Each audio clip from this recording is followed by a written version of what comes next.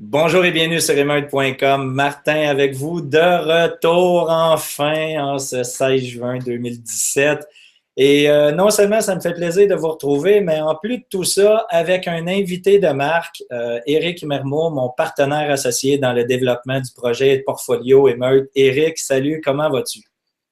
Salut à toi Martin, merci de m'inviter. Je suis content et j'ai chaud. Ben, écoute, c'est pas différent de la dernière fois qu'on s'est rencontrés quand on a fait la vidéo de lancement, en fait, du projet Émeute, où on était à Zermatt. Malgré qu'on était dans les montagnes, on avait quand même une journée ensoleillée. Exactement, nous on accepte uniquement les jours où il fait beau. Le reste du temps on fait. Ben, c'est nous qui amenons le soleil. Exact. Écoute, Eric, les gens qui ont eu le bonheur de nous suivre depuis le jour 1 dans le portfolio proactif, premièrement, il faut comprendre qu'on a deux portfolios, en fait, dans le service des abonnés. On a le service du côté des positions dans le marché de la bourse, mais on a aussi les devises digitales. Et une des raisons de mon absence dans le courant là, des dernières semaines en vidéo générale sur YouTube, c'est qu'on a passé, Eric et moi, énormément de temps ensemble, que ce soit en France aussi où on s'est rencontrés, pour développer des stratégies, bien reconnaître la capacité de développement. Parce que, écoute, malgré qu'il y a encore énormément de réticences concernant le principe des devises digitales, en ce qui me concerne, c'est un manque de connaissances. C'est vraiment de l'ignorance pure et simple par rapport à ce que ça représente. Et je dis pas ignorant là, dans le sens péjoratif du terme, mais vraiment juste ignorant dans le sens où on ne connaît pas. Éric, la chaîne de blocs, c'est l'Internet 3.0. Oui, ça va être une révolution, effectivement. Ça va être une toute nouvelle manière d'aborder les choses au niveau même du droit. C'est-à-dire que on est face à une révolution complète, comme tu le disais bien, de sécurisation, de développement de l'Internet, au-delà de on va dire la bulle des techs. Ensuite de quoi, on a vu l'avènement des réseaux sociaux. Maintenant, on va arriver dans un nouveau paradigme, un paradigme, un changement de paradigme complet sur la décentralisation de l'Internet, que ça soit pour le transfert de valeur, que ça soit pour l'exécution de contrats ou également le transfert de ressources, de fichiers, etc. Donc là, on est face à vraiment une révolution et on est quasiment dans la même situation, mais amplifiée, puisqu'on parle évidemment de transfert d'argent. Donc là, on parle vraiment du nerf de la guerre. On est dans une situation de l'ordre de 1994 avec l'avènement d'Internet. Ma résistance, hein, qui a duré pendant plusieurs mois jusqu'à temps que tu réussisses à me convaincre, était sur l'incompréhension, en fait, parce que je voyais le Bitcoin comme étant une devise digitale de remplacement, évidemment, pour être utilisée entre des échanges acheteurs-vendeurs. Ce qui, en fait, Bitcoin a été programmé pour, c'est la raison principale de sa venue. Mais je sous-estimais et ne comprenais pas, en fait, tous les autres produits disponibles qui sont rattachés à la chaîne de blocs de type, exemple, Ethereum, que là, on parle vraiment d'une nouvelle plateforme de développement d'applications et de programmes, un peu comme Windows l'a été à ses premiers balbutiements, mais tout ça dans une certitude d'accomplissement des tâches qui sont demandées et évidemment de la sécurisation, n'est-ce pas? Oui, ben effectivement, en fait, il s'agit, si on parle d'Ethereum, d'un énorme ordinateur mondial, hyper sécurisé, complètement décentralisé sur toute la surface du globe, et donc qui permet d'exécuter des applications, qui permet d'exécuter des contrats avec des termes de manière totalement décentralisée. Donc c'est complètement incroyable, puisqu'en fait là, on n'a que la limite de l'imagination humaine de ce qu'on peut faire avec un système de ce type-là. Donc ça va bien au-delà, effectivement, si on peut le dire comme ça, du simple transfert de valeur. Exact. Et ça, je peux vous t'assurer hein, que nos abonnés l'ont bien compris. Euh, et avec le sourire aux lèvres aujourd'hui, écoutez, depuis le lancement de notre lettre proactive, je vais vous donner des chiffres. On avait au niveau de notre portefeuille digital, on avait ciblé trois, en fait, devises digitales dans lesquelles on voulait investir personnellement, Eric et moi. D'abord et avant tout, donc, dans Bitcoin, parce que la valeur perçue est importante et c'est la plus reconnue.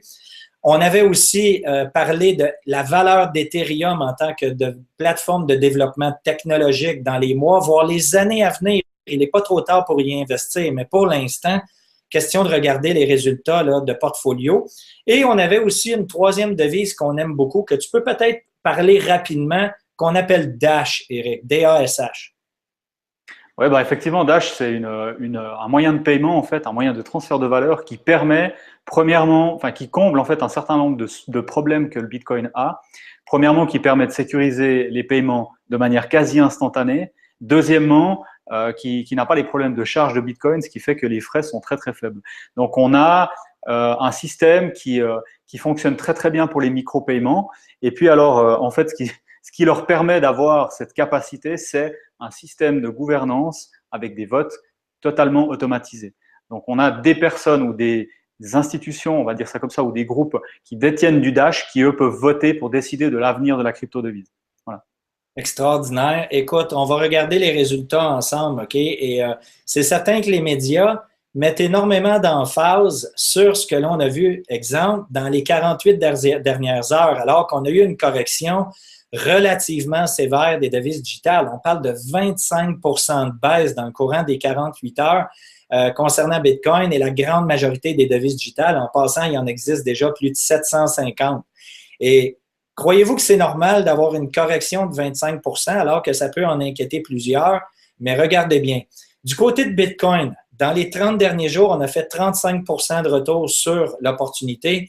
Et au niveau des résultats, dans les 3 derniers mois, 143 d'augmentation du côté de Bitcoin. Du côté d'Ethereum, dans les 30 derniers jours, 307 de rendement. Sur les 3 derniers mois, 664,67 Du côté de Dash, qu'on avait déjà suggéré il y a 3 mois à nos membres et à nos abonnés proactifs, eh bien, ils ont profité de 97,4 de rendement sur Dash et sur une période de 3 mois, 57 parce qu'il y avait eu une baisse avant le repli. Et à ce moment-là, donc 57,57 donc, je peux vous assurer là, que nos membres qui ont réussi à se positionner dans le dernier trimestre sont très heureux de nous connaître aujourd'hui.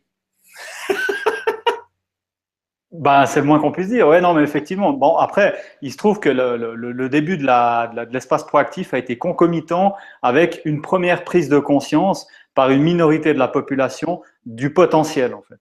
Et quand on voit ça, on est simplement dans la première vague de prise de conscience parce que on a 99% des personnes sur le globe qui n'ont même pas, enfin, ils ont peut-être entendu parler du Bitcoin, mais ils ont premièrement pas passé à l'action. Et deuxièmement, en fait, pour eux, c'est un concept vague, ce qui est normal. Et c'est pour cette raison que, au niveau stratégique, au niveau du long terme, on est vraiment au début de cette évolution. Et en plus, alors comme tu l'as très bien dit, maintenant on a une phase spéculative en fait de sociétés qui vont lever des fonds dans le cadre de ce qu'on appelle des ICO, des offres initiales de pièces, on peut dire ça comme ça pour le vulgariser. Et en fait, ça amène effectivement beaucoup d'intérêt dans le secteur. Mais c'est que le début, parce que là, on parle vraiment de, qu'est-ce qu'on va dire, peut-être 200 entreprises qui ont lancé des projets, ce qui est rien du tout. Et ça va aller de plus en plus vite parce que là, il y a énormément de gens qui prennent conscience de ça. Écoutez, au niveau des capitaux investis, j'en avais parlé dans une vidéo précédente. Au mois de décembre, on avait 18 milliards de capitaux investis. On a même atteint au-delà de 100 milliards dans le courant des derniers mois. Et sachant très bien que ce n'est pas le 99 moyen de la population qui investit, c'est les grosses poches qui se positionnent en ce moment, Eric, et les gens avisés. Exactement. Là, maintenant, on a vu effectivement avec le consortium d'Ethereum l'avènement d'un certain nombre comme tu les appelles, de grosses poches, c'est-à-dire de grosses sociétés, des grosses corporations qui sont en train de se positionner parce qu'ils ont identifié le potentiel. Mais bien entendu que la masse n'a absolument aucune idée de ce qui est en train de se produire. Quel est, en ce qui te concerne, parce que je sais que je vis la même chose de mon côté, maintenant que ça fait déjà 90 jours là, qu'on est positionné avec les abonnés proactifs, les gens ont énormément de questions à l'interne chez nous, les abonnés qui nous envoient des courriels sur une base régulière. Quels sont les handicaps ou les problématiques où les gens font le plus face? Ben, disons que la chose la principale, c'est qu'ils ont de la peine à passer à l'action. C'est-à-dire que comme on est face à une multitude de services, à une multitude de systèmes, pour pouvoir se positionner, comme tu l'as dit avant, par exemple, dans le Bitcoin, dans l'Ethereum, dans le Dash ou d'autres crypto-devises, on va chaque fois devoir utiliser des systèmes ou des services qui sont différents. Donc, pour une personne qui n'est pas à l'aise déjà au niveau informatique, c'est très dur. Mais en plus, pour quelqu'un qui est à l'aise au niveau de l'informatique, c'est des concepts qu'on a un tout petit peu de la peine à comprendre. Pourquoi est-ce que j'ai besoin d'avoir un porte-monnaie ou un portefeuille numérique pour Bitcoin, puis un autre porte-monnaie pour Ether, puis encore un autre pour Dash. Donc, c'est ça vraiment, hein. Les gens sont un peu perdus face à cette complexité. Donc là, on n'est pas encore dans la phase, et d'ailleurs, ça corrobore ce qu'on disait avant, c'est qu'on n'est pas du tout dans des interfaces qui sont faciles pour l'utilisateur. Ce qui fait que par conséquence, l'utilisateur de base, c'est-à-dire papy, mamie, ne sont pas investis dans les crypto-devises. On est encore très loin d'une bulle spéculative. Ça ne veut pas dire qu'on n'aura pas des corrections importantes parce que comme dans le marché de la bourse, les gens très riches qui possèdent des positions fortes dans ce marché-là, eh bien, à l'occasion, créent des perturbations en vendant pour retirer des profits, de manière, évidemment, à venir faire une liquidation et venir, je dirais, vider les poches des armes sensibles de ceux qui vendent trop bas. Et par la suite, comme on a vu dans les 48 dernières heures, même en direct sur l'appel conférence des membres Moneymaker Edge, où on a lancé le changement de direction, eh bien, à ce moment-là, qu'est-ce qui se produit? C'est qu'on voit les capitaux qui ont sorti rapidement à être réinjectés d'à nouveau. Donc, c'est tout simplement les gens riches qui créent en fait un mouvement baissier pour en racheter moins cher par la suite pour la prochaine lancée. Écoutez, en 48 heures, moi qui est investi dans Ethereum, j'ai réussi à sortir à 330 $ et à reprendre à 300, ce qui m'a permis d'aller chercher 10% sur ma position là, en trading. Et à travers tout ça aussi, ce qu'il y a d'intéressant, eh bien, c'est que on a vu évidemment le mouvement des capitaux qui sortaient à très, très, très gros volume. Et subitement, on a vu les capitaux être réinjectés, ce qui a vraiment évidemment donné là, le mouvement haussier, Eric. Oui, c'est ça. Puis ce qu'il y a d'intéressant, c'est qu'en fait, on a les données pour pouvoir observer ça, puisque de manière générale, les chaînes de blocs sont des systèmes qui sont très transparents. Donc, on peut observer en temps réel, par des outils de mesure disponibles sur Internet, les mouvements de capitaux. Donc, effectivement, là, il y a eu une concomitance entre la nouvelle entrée de capitaux, l'augmentation du nombre de dollars, on va dire ça, ou la contre-valeur de dollars qui était investie dans les crypto-devises, avec ce qu'on voyait sur les graphiques au moment où on a atteint le plus bas. Ouais. Au-delà de guider les gens vers, évidemment, les bons produits à surveiller et participer dans le marché des devises pour en retirer un maximum de bénéfices, il y a aussi l'opportunité des ICO, en fait, que tu mentionnais un peu plus tôt, où on fait des suggestions aux gens. Est-ce que tu peux expliquer rapidement, là, peut-être vulgairement, ce que représentent les ICO?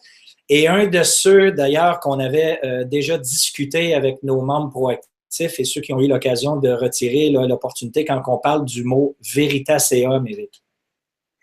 Oui, ben, effectivement, l'ICO, en fait, c'est une émission d'une pièce, on appelle ça, c'est-à-dire d'une, entre guillemets, devise, un peu comme une action. C'est entre une action et une devise, on va appeler ça un actif.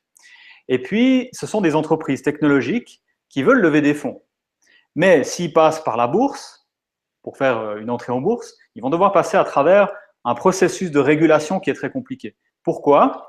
Parce qu'ils traitent avec la devise fiduciaire et que chaque pays qui contrôle cette devise fiduciaire, par exemple le dollar US, introduit des régulations de protection qui en réalité sont uniquement des blocages parce que ça ne protège pas grand monde, on l'a vu avec Madoff. Alors ça, c'est la situation dans l'ancien monde. Maintenant, dans le nouveau monde, qu'est-ce qui se passe avec cette entreprise technologique? Il va se dire, OK, bon, moi, je vais lever, par exemple, uniquement des Ethers, qui est la devise qui est liée au système, à l'infrastructure Ethereum. Et puis, donc, je n'aurai pas à passer par des régulations, puisqu'il ne s'agit pas de monnaie. Finalement, voilà. Et j'émets ce qu'on appelle un token, donc une pièce, à un certain nombre d'unités, par exemple 100 millions. Et en fait, je vais les mettre en disant, ben voilà, par exemple, je veux lever des fonds en Ether, et votre pièce représente 1/10 d'Ether. On a une levée de fonds, ensuite de quoi? On a cette pièce, ce token, qui est mis à disposition après un certain nombre de semaines ou de mois sur des plateformes d'échange qui sont des plateformes de trading. Donc ça veut dire qu'on a, pour synthétiser, une start-up, donc une sorte de participation à une start-up, mais qui simultanément va être transigeable, va être disponible à la vente et à l'achat relativement rapidement dans le marché. Donc, c'est quelque chose qui est un peu hybride par rapport à ce qu'on connaît dans le marché traditionnel. Donc, c'est ce qui nous a permis de nous positionner, en fait, et d'acheter du Veritaseum à 5,50 $ approximativement en dollars US. Et aujourd'hui, alors que justement cette activité-là n'est même pas encore en fonction pour l'instant, elle est déjà transigée dans le monde des tokens, comme l'expliquait Eric, et on est environ à 50 $ US de valeur, alors que dans les prochaines semaines, on va le voir apparaître dans le marché d'échange des crypto-devises. Donc, on parle ici de pratiquement là, 9 fois sa valeur, Eric, dans un laps de temps d'environ 3 semaines. Exact. Bon, alors là, c'est un cas exceptionnel. Ceci étant, évidemment, c'est une entreprise à extrêmement fort potentiel, avec des concepts qui sont vraiment, qui dépassent tout ce qu'on a pu voir jusqu'à maintenant. Mais effectivement, il y a un intérêt très important et c'est intéressant d'observer l'intérêt et la perception en fait de la valeur de ce token dans le marché dès maintenant, alors qu'effectivement, l'entreprise n'a pas encore commencé son activité. C'est incroyable, hein? Il y a beaucoup de spéculation à ce niveau-là, mais le potentiel, encore une fois, est tellement énorme. Quand l'idée est bonne et que les membres de la direction sont bonnes, que l'équipe qui est établie est une équipe de compétences. Et à partir de là, donc, ça m'amène à notre mission, Eric. Évidemment, de faire une analyse fondamentale. Et là, c'est le point que je veux apporter aussi, que j'apprécie beaucoup. C'est que depuis plusieurs années, toi et moi, on est des traders Money Maker Edge. C'est d'ailleurs à travers cette formation-là que toi et moi, on s'est rencontrés. Qu'est-ce qu'on a vu se produire? Eh bien, on a un marché boursier qui est complètement manipulé de toutes pièces. Maintenant, c'est clair, dans la grande majorité des gens qui nous suivent, ils savent très bien que tout ça est manipulé de toutes pièces. Où le phénomène fondamental, l'analyse fondamentale profonde de la qualité d'une entreprise a pratiquement plus d'importance. C'est la spéculation qui dirige. On a des entreprises multi-endettées comme Uber qui ont une valeur astronomique dans le marché de la bourse, mais en fait, ça vaut absolument rien sur papier, à part un bon concept, que ce soit Facebook ou plusieurs autres. Et la réalité, c'est que le fondamental a perdu sa place dans le marché de la bourse traditionnelle, mais le fondamental est plus que pertinent dans le marché des devises digitales. Exactement, on voit encore dans le marché traditionnel en fait des analystes qui essaient d'analyser les chiffres, respectivement les bilans des entreprises, alors que finalement le prix est dirigé par la perception du marché. En réalité, on est actuellement dans un marché extrêmement spéculatif dans la bourse. On est aussi dans un marché extrêmement spéculatif dans les devises digitales. Maintenant, ce qui est intéressant, c'est effectivement avec ces nouvelles créations d'entreprises technologiques, on n'a pas véritablement besoin d'analyser des chiffres, premièrement parce qu'ils n'existent pas, mais deuxièmement surtout parce que ce sont des technologies on essaie d'appréhender en fait cette technologie, elles ont un avenir mais elles n'existent pas encore. Et c'est là qu'on va se spécialiser, c'est-à-dire identifier les personnes à potentiel, identifier les idées à potentiel, et on va prendre ça avec une approche très stratégique, mais toutefois avec un plan de trade relativement précis, qui est que on va savoir au moment où on participe en fait à cette levée de fonds, comment est-ce que on va sortir ou partiellement sortir de ce token. Voilà. Et écoute, question là, de faire bien comprendre où on s'en va. Vous comprenez que la grande majorité des entreprises existantes sur Internet qui peuvent être hackées en fait ou attaquées d'une cyberattaque à n'importe quel moment vont vouloir évidemment développer leurs services sur la chaîne de blocs. C'est inévitable parce que c'est beaucoup plus sécuritaire. Et probablement développer leur site web ou leur programme et applications sur des plateformes de type Ethereum. J'ai pris un exemple lors de la dernière conférence que j'ai faite. Je crois que tu étais au courant de ça. Tu te souviens du scandale l'année dernière, Ashley Madison, Eric?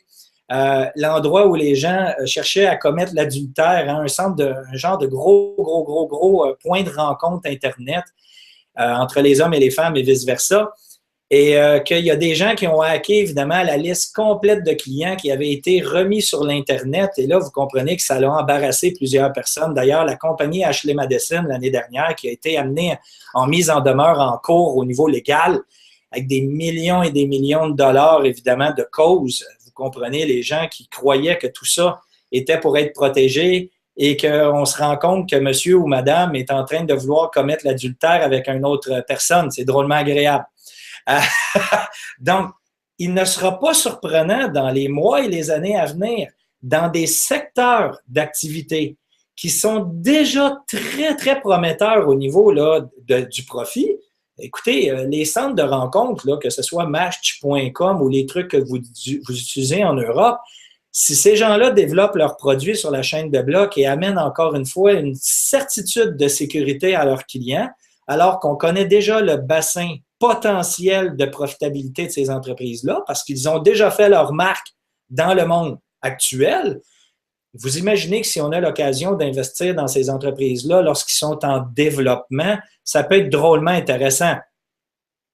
Non, mais c'est sûr, il y a un potentiel absolument énorme. Alors, au-delà, effectivement, des entreprises qui veulent, en guillemets, transférer leur base de données sur la chaîne de blocs, je veux dire, il y a des nouveaux concepts qui émergent, qui sont carrément, par exemple, des systèmes de type nuage, des clouds totalement décentralisés et sans aucune faiblesse, puisqu'il n'y a plus de serveurs, tout est décentralisé et distribué sur la planète entière. Enfin, je veux dire, il y a vraiment des choses absolument incroyables, une puissance de calcul à disposition absolument énorme, et vraiment l'avènement d'une nouvelle vision aussi au niveau juridique, d'exécution de contrats et de termes qui ont été déterminés préalablement, sans devoir passer par du droit national. Le cas des tokens, c'en est un, typiquement, une entreprise qui veut lever des fonds, elle n'a plus besoin de passer par le… Alors, ça va peut-être pas durer, mais pour l'instant, en tout cas, dans la plupart des pays, elle n'a pas besoin de passer par un système régulatoire parce qu'on est totalement en dehors du droit national. Il n'y a absolument aucune législation qui existe. Donc voilà, donc non, on va vraiment avoir une prise de conscience et un changement radical dans la société, y compris au niveau du droit. Et à partir de là aussi, le point important de comprendre qu'il y a des pays qui vont être très résistants à ça. On le voit d'ailleurs avec les législations complètement ridicules dans les dernières heures que les États-Unis ont essayé de faire avaler. Mais à travers ça, vous allez avoir des pays qui, au contraire, comprennent très bien qu'ils peuvent devenir une plateforme technologique importante, développer des emplois, augmenter leur produit intérieur brut au niveau des connaissances. Je sais que la ville de Zug, en Suisse, cherche actuellement à devenir le Silicon Valley des devises digitales. On a l'Australie qui s'ouvre au développement de la technologie Bitcoin et qui ne créera aucune réglementation à partir du 1er juillet pour venir apprécier les échanges. Donc, la Chine aussi qui semble très ouverte, la Russie semble très ouverte aussi. On semble vouloir du côté de la Russie là, développer le rouble russe et de mettre ça en crypto-devise aussi au niveau de leur fiat. Donc, ça va être drôlement intéressant de suivre ça. Donc, ce qu'on risque de voir, c'est qu'il y a des pays qui vont résister, alors qu'au contraire, il y a des pays qui vont s'ouvrir. Et les entreprises qui vont se développer dans ces pays ouverts-là risquent de progresser beaucoup plus rapidement que les entreprises qui sont gérées par, évidemment, des législations dans les pays dans lesquels ils seront implantés. Oui, de toute façon, on est dans un système mondial anarchique, contrairement à ce qu'on veut nous faire croire. On n'a pas de droit réel international. Voilà, les pays font ce qu'ils veulent. Et effectivement, les pays qui vont fermer, qui vont faire de l'oppression sur ces crypto-devises ou respectivement ces systèmes, premièrement, ils vont se couper effectivement d'une source de développement humain importante. Puis deuxièmement, ils vont pas pouvoir le contrôler. Donc voilà, ils croient qu'ils peuvent, mais en fait, ils pourront pas puisqu'ils ne pourront pas geler les fonds. À moins de torturer les gens pour obtenir leurs clés privées, ils y arriveront pas. Et puis après, à contrario de ça, les pays qui vont aller, qui vont embrasser en fait cette révolution, vont avoir une évolution au niveau sociétal énorme. Donc, que des bonnes nouvelles.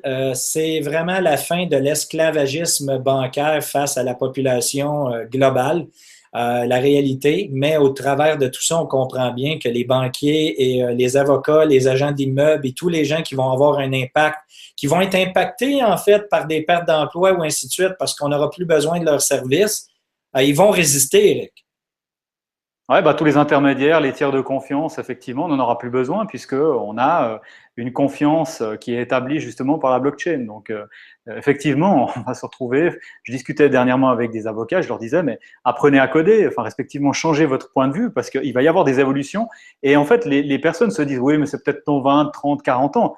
Non. L'Internet, en 95, on a eu les premiers prémices. En 2000, tout le monde quasiment avait l'Internet en Occident. Donc, non, ça va aller très, très rapidement. Maintenant, on n'est pas, on va dire, trop tard pour se positionner là-dedans. Au contraire, on est au balbutiement. Mais évidemment, on n'est pas dans un cycle qui va durer des dizaines d'années. Alors, pour bien comprendre comment tout ça fonctionne, pour pouvoir avoir un programme clé en main, puis en même temps, là, si vous voulez débuter de la bonne manière et ne pas être seul dans cette expérience-là, alors qu'il y a un potentiel énorme, Écoutez, c'est simple, là. Imaginez si vous aviez l'occasion aujourd'hui d'investir dans l'Internet alors que vous étiez au premier balbutiement. Est-ce que vous l'auriez fait? Certainement, n'est-ce pas? Mais les craintes, les médias, les gens qui continuent de vous dire que ça vaut pas de la merde, que ça va aller à zéro. Écoutez, je pense que le Bitcoin, Eric, si on écoute les médias de masse dans le courant des 7 dernières années de son existence, le Bitcoin, il est probablement mort et tombé à zéro, quoi, 8 fois, 12 fois. Oui, ouais, non, non, mais il y a eu effectivement. Alors, je comprends que les gens soient sceptiques. Hein, je veux dire, c'est clair que à partir du moment où c'est quelque chose de pas tangible, respectivement qu'on peut pas toucher, on se dit ouais, non, mais c'est un peu dans l'air comme ça. Bon, il n'en demeure pas moins que les monnaies fiduciaires sont aussi des choses intangibles, même si soi-disant on a des billets dans les mains. La grande partie de la masse monétaire, c'est des 1 et des 0 informatiques. Et en fait, il y a plus de sécurité dans les systèmes à blockchain. Donc non, on va vraiment assister à vraiment une révolution. Et les personnes qui résistent, en fait, le seul conseil que je peux leur donner, c'est passer à l'action.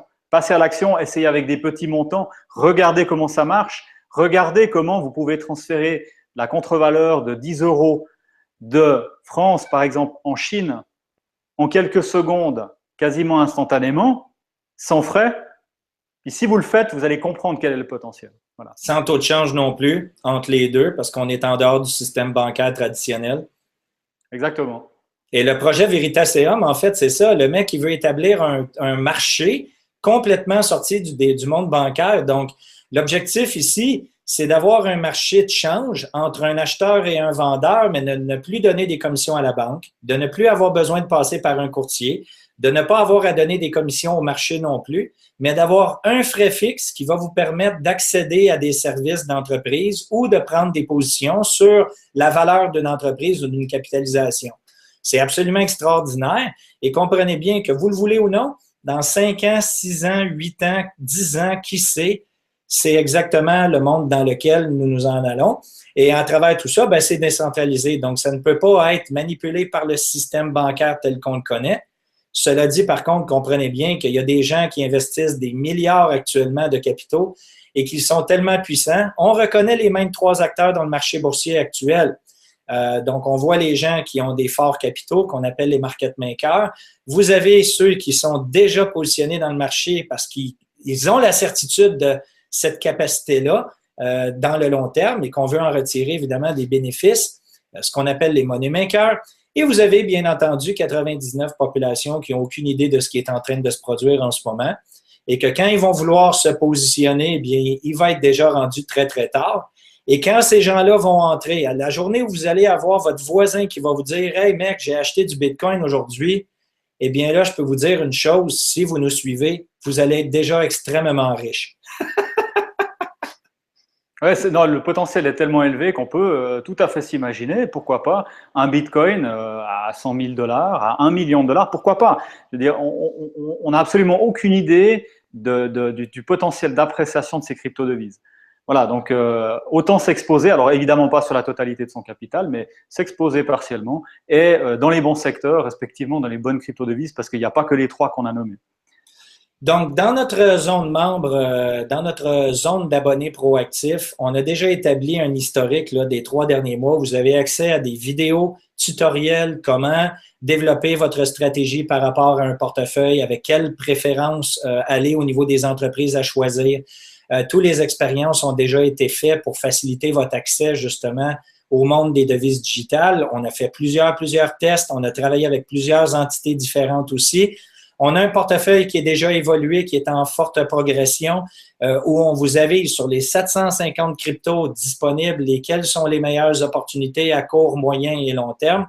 Et notre objectif, à Eric et moi, est de devenir évidemment des spécialistes de devises digitales, au-delà de notre compétence de trader, pour savoir quand retirer nos positions et quand rentrer à nouveau moins cher. Mais à travers tout ça aussi, c'est qu'on veut reconnaître les opportunités pour les startups, donc les ICO, et évidemment que tous les gens qui sont membres de notre service proactif reçoivent les informations avant ceux qui ne le sont pas.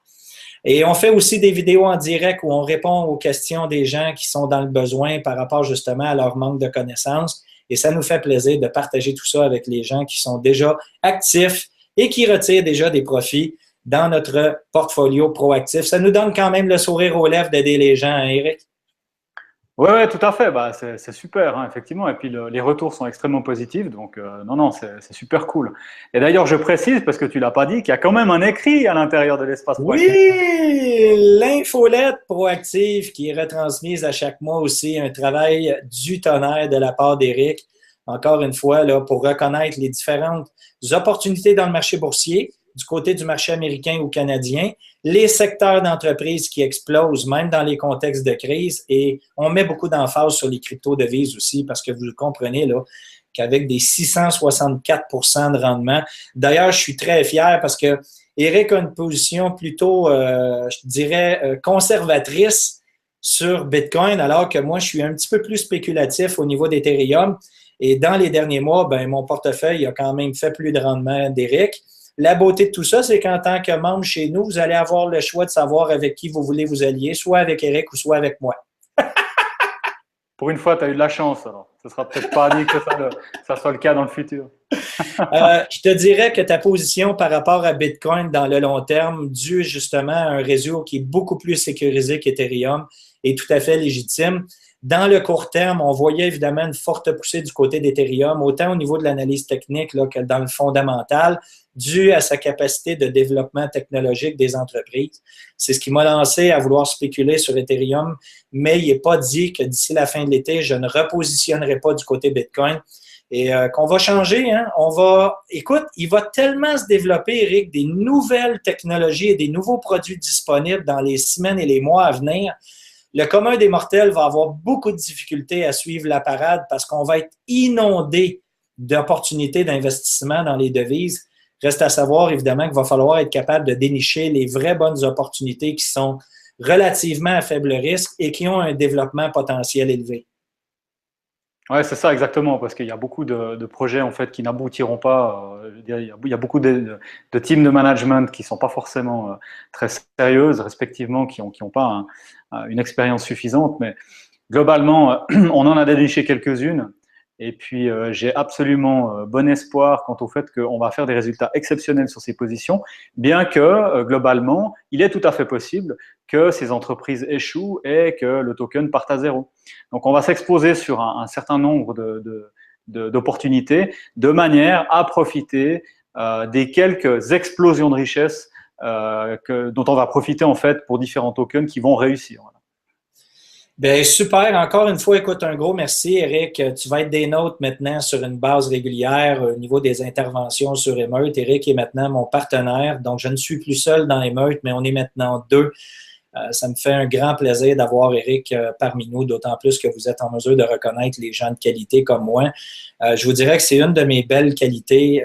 J'ai des faiblesses comme n'importe quel être humain. Chose certaine, c'est que j'aime m'entourer de personnes qui ont des compétences, qui peuvent m'apporter des choses que je ne possède pas.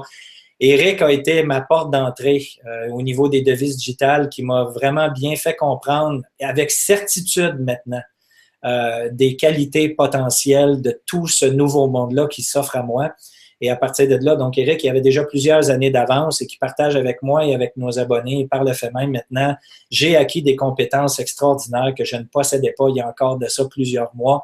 Eric, hein, je t'annonce comme étant mon mentor. Je te remercie pour tout ce que tu m'as offert jusqu'à maintenant.